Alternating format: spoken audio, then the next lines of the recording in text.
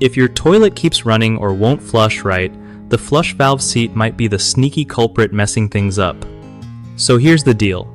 The flush valve seat is that part at the bottom of your toilet tank where the flapper sits to stop water from flowing when you're not flushing. Over time, it can get all gunked up or worn down, which means water leaks through and your toilet acts like it's on a never-ending cycle.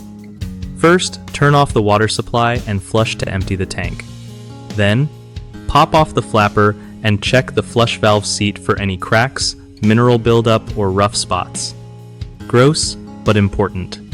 If it's just dirty, grab some vinegar or a mild cleaner and scrub it down with a cloth or soft brush. If it's all scratched or warped, you're going to want to swap it out with a new one.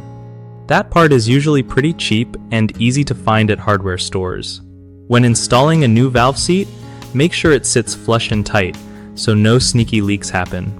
Don't forget to check the flapper too, because a bad seal there can mimic flush valve seat problems. After everything's clean or replaced, turn the water back on, let the tank fill up, and see if your toilet finally stops sounding like a waterfall. One of the biggest headaches people face with flush valve seats is ignoring the leaks, which just wastes water and hikes up your bill. Easy fix is regular cleaning and checking for wear. Another common mistake is not turning off the water before messing around in the tank. Trust me, you'll want to avoid an indoor flood.